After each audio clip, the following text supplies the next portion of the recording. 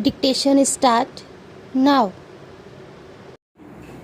Mr. Vice Chairman, sir, the Plantations Labour Bill 1973 was introduced in the Rajya Sabha on the 16th March 1973.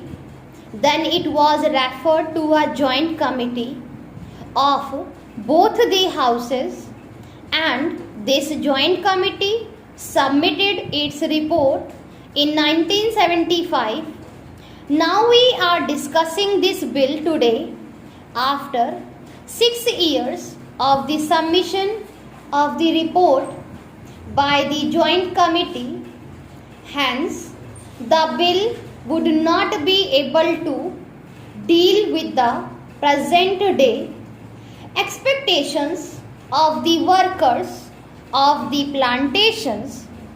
The original act in regard to the plantation labor, namely the Act of 1951, itself provided various welfare measures for the plantation labor, but unfortunately the planters nonchalantly violated all these provisions for welfare measures. The main question therefore is the question of implementation of the provisions of the Act. Mere implementations, amendments will not improve the position.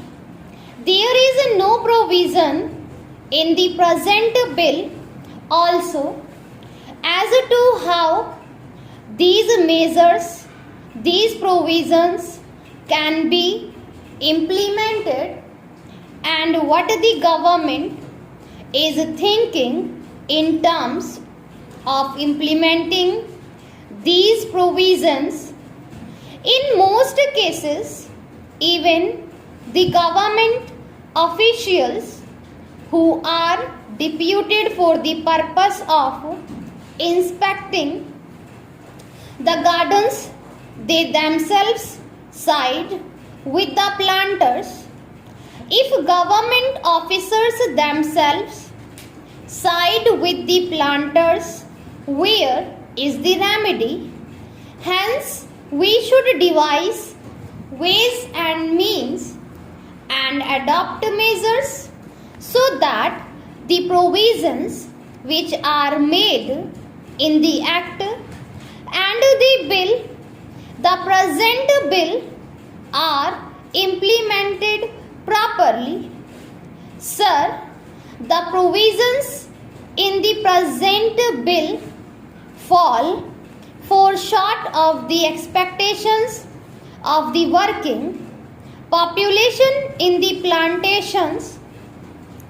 In the present bill, it has been suggested that the acreage of the plantations in regard to which this act will be applied will be reduced 5 hectares, but this is also not sufficient, because under this also the owners, the planters will take shelter, and many of the plantations will still remain uncovered.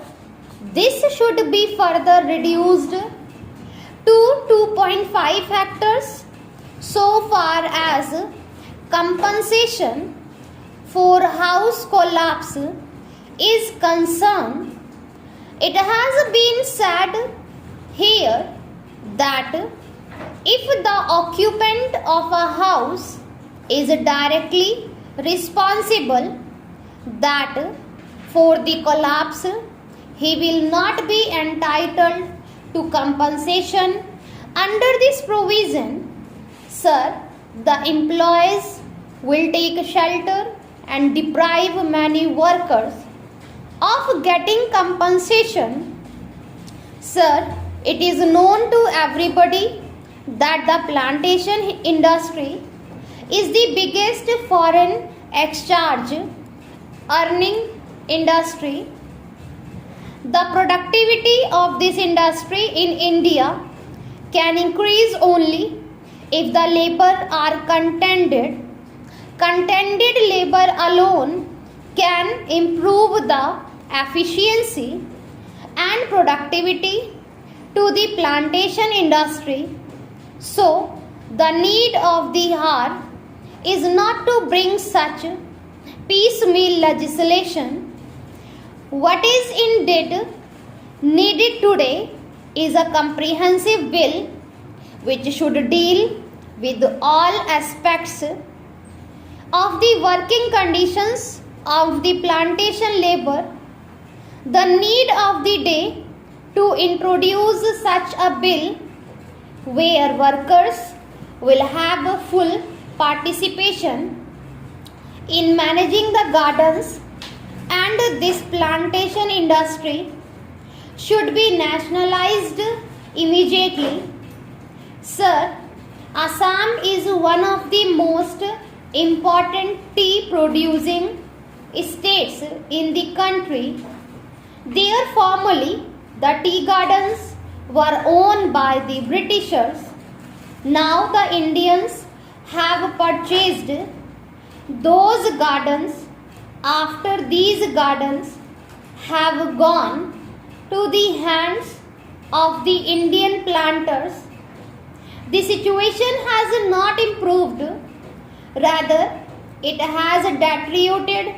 The efficiency of the garden has deteriorated. Even the local people and educated tea labor youths are being deprived of getting employment in the gardens. Therefore, steps should immediately be taken to nationalize this industry. Here, sir, I would like to inform the House that in 1978 to 79, the ruling Janata Party in the Assam Assembly had adopted a resolution unanimously for nationalization of tea industry in Assam. If the government is not willing to nationalize the entire plantation industry, I would request that the government should take early steps, at least to nationalize the tea industry in Assam. It is a very vital matter for the economic self-sufficiency of Assam state, and it is very important from the point of view of increasing efficiency and productivity of the gardens. Also, I would like the government not only to pass this amendment bill which I have risen to support, but also to ensure its implementation as best as it can, otherwise getting it passed and keeping a copy of it in the library or elsewhere will not improve the conditions of the plantation workers. I want proper implementation, proper enforcement of the law, and I want that desired amenities and facilities should be provided to these workers, and it should be ensured that employers do provide these amenities. When this question of joint committee was taken up in this house, our late friend Mr. Bhupesh Gupta was there, and he also voiced his feelings and said that these plantations should be acquired by the government. These are generally foreign owned establishments and they are the centers, at least in Assam, of anti-Indian activities. These plantations deserve to be taken over by the government as early as possible. The honorable member also suggested that the rules for recruitment and promotion, etc., should be uniform for all ministries, whether participating in the Central Secretariat Service scheme or not. It must be, and this is so expected for the Ministry of External Affairs and the Railways. These have different rules, but these rules are very much similar and there is not much difference, but because these persons are recruited for different purposes and by different agencies, they are separate. Therefore, his purpose in saying that there should be uniformity is almost carried out. The only difference is that the Ministry of Home Affairs does not control the services in these two ministries. Then, sir, questions were raised about backward areas and the backward states and also about the city of Kolkata. If the budget is properly scrutinized, it would be found that assistance is provided for these states, particularly the backward states, and the Finance Commission, which assess the overall requirements of the states, takes this into consideration and makes its recommendations, which are carried out every time the Finance Commission's recommendations are received, and they are received periodically according to the Constitution. Sir, I would like to give the total amount paid to the states on this account.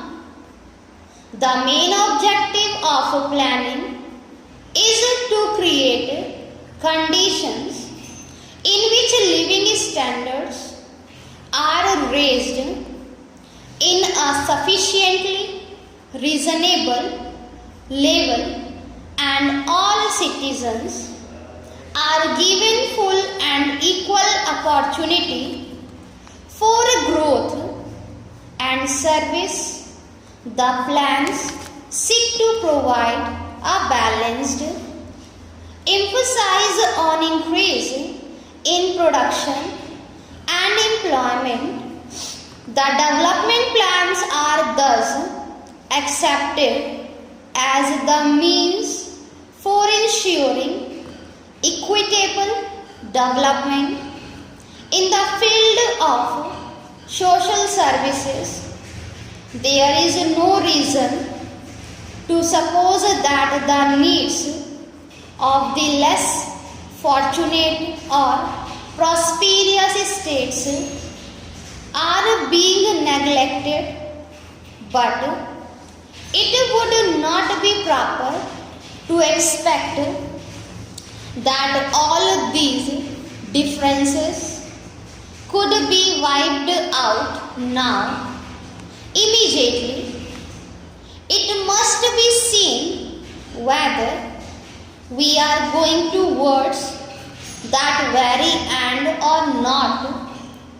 We are deliberately going towards that end, and we hope and we trust that in course of time these inequalities would be wiped out. If not completely wiped out, at any rate they would be lessened. My honorable friend complained about inadequate provision included in the plan for meeting the growing requirements of the city of Calcutta, where even the basic services like water supply, sewage disposal and drainage were not being augmented, and that the central government was not enthusiastic about these difficulties.